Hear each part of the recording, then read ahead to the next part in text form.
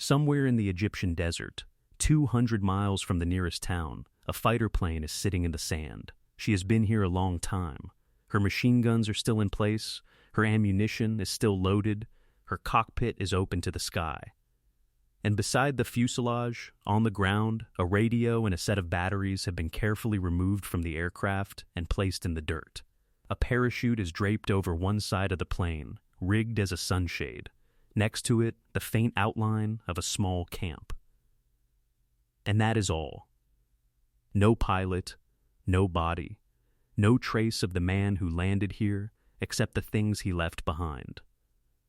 This aircraft sat in the desert for 70 years, and the man who landed it, a 24-year-old British pilot on what should have been a 40-minute ferry flight, walked away from it, into the Sahara, and was never seen again.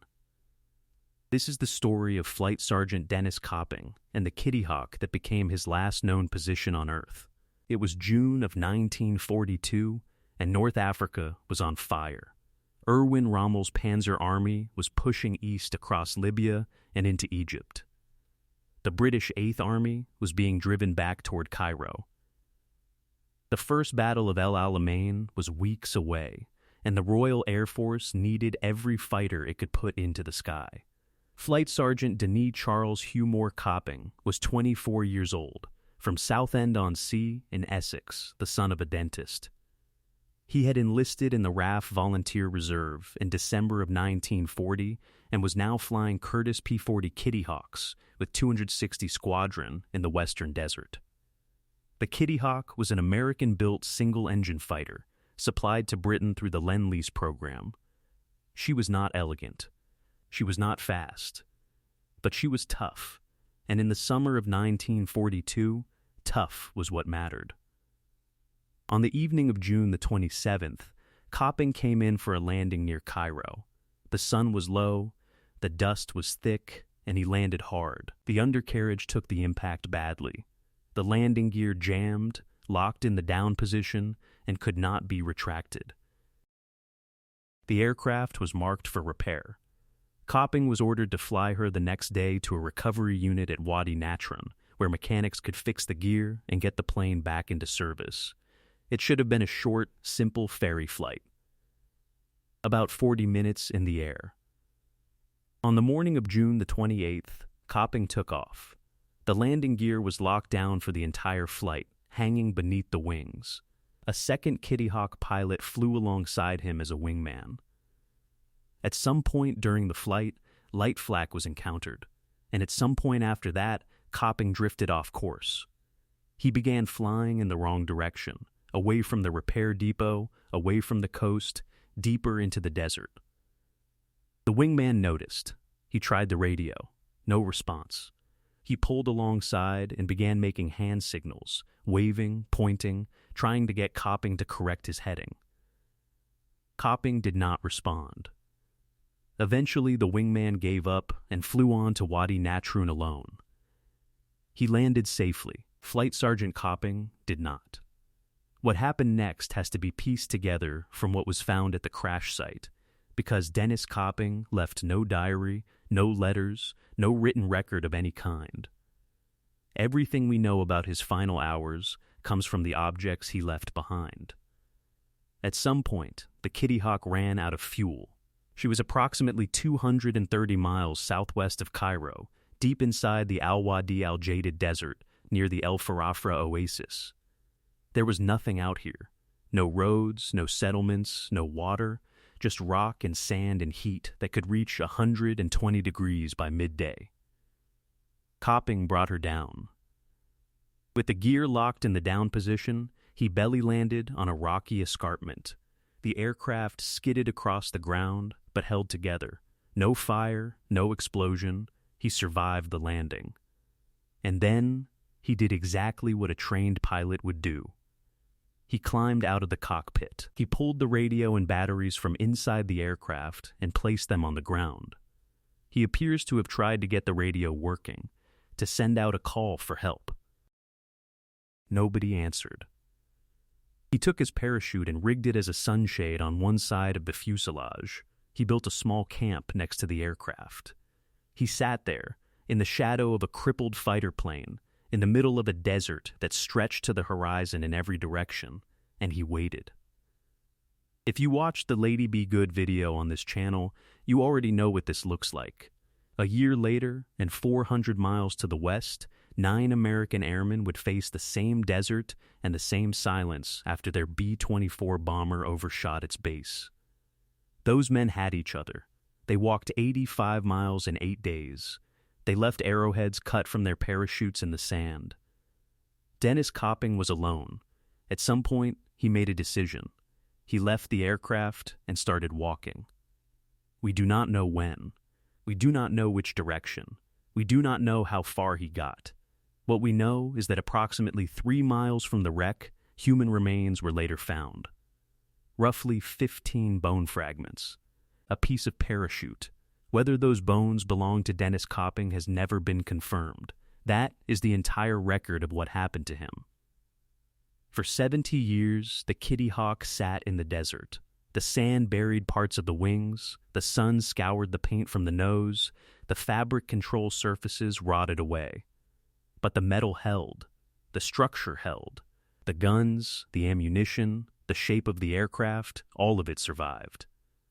In early 2012, a Polish oil company worker named Jakub Perka was on a survey expedition in the Al-Wadi Al-Jadid desert when he came across something that should not have been there. A fighter plane sitting on the desert floor, almost perfectly intact. Perka photographed the wreck, and the images went public. When people first saw them, many assumed they were fake. The preservation was too good. A World War II fighter plane sitting in the open desert, looking almost exactly as it had the day it landed. But it was real. The serial numbers were still legible. ET-574. 260 Squadron. HSB military historians traced the number to a Curtiss Kittyhawk that had gone missing on June the 28th, 1942, during a routine ferry flight in Egypt. The pilot was listed as Flight Sergeant Dennis Copping. Missing in action. Age 24. One historian called the discovery the aviation equivalent of Tutankhamun's tomb. And he was not exaggerating. The Kittyhawk was the last surviving example of an RAF Desert Air Force Kittyhawk in existence. The only survivor of roughly 3,000 Kittyhawks originally supplied to Britain during the war. And it had been sitting 200 miles from the nearest town, in plain sight, for 7 decades. If this is your kind of video, the subscribe button helps the next one happen. Back to it. The RAF Museum in London wanted the Kittyhawk. Their plan was to display her almost exactly as she had been found, placed in a sandpit to recreate the desert scene as a memorial to the 4,000 RAF airmen still missing in action from the North African campaign. To make the recovery happen, they hired Kennet Aviation, a salvage firm based in Essex, and as payment, the museum handed over an original Spitfire from their reserve collection. A Mark 22, serial PK-664. In July of 2012, Kennet sent a team to the crash site. Over 8 days, they carefully disassembled the Kittyhawk and placed it in a shipping container at El Alamein. And then the plan fell apart. The Egyptian government decided to keep the aircraft. Political turmoil following the Arab Spring had complicated international negotiations, and the Kittyhawk was not a priority for anyone except the people who had already paid for it. The RAF Museum had given up an authentic Spitfire and had nothing to show for it. Critics called the exchange ill-conceived and badly managed. But the story does not end there. In October of 2017, the 75th anniversary of the Second Battle of El Alamein, the Kittyhawk appeared on display at the El Alamein Military Museum. She had been repainted in a crude, historically inaccurate camouflage scheme. The museum identified her incorrectly, calling her a P-40B. Aviation experts who saw the display were appalled. One compared it to a badly assembled hobby kit, and here is the part that I think matters most. There is no mention of Dennis Copping at the display. No plaque. No name. No acknowledgement that a 24-year-old pilot from Essex landed this aircraft in the desert, pulled out his radio, rigged his parachute for shade, and waited for help that never came. They recovered the aircraft. They repainted it. They put it behind glass. But the man who flew it, the man who walked into the desert, they never looked for him. His family pushed for answers. In 2015, Egyptian authorities ran DNA tests on the bone fragments found 3 miles from the wreck and declared the remains too contaminated to analyze. Copping's family, along with independent experts, challenged that conclusion. No further investigation was conducted. The pilot was never recovered. Denise Charles Humor Copping, 24 years old. Son of a dentist from Southend on Sea. He enlisted in the Volunteer Reserve in December of 1940. He flew Kittyhawks with 260 Squadron in the Western Desert. On June the 28th, 1942, he was given a 40-minute ferry flight in a crippled fighter. He never arrived. 70 years later, someone found his plane. They found his radio on the ground. They found his parachute rigged for shade. They found a small camp where a man had sat alone in the desert and waited. 3 miles away, they found 15 bone fragments. They were never confirmed as his. Flight Sergeant Copping is commemorated on column 249 of the Alamein Memorial. He is still listed as missing.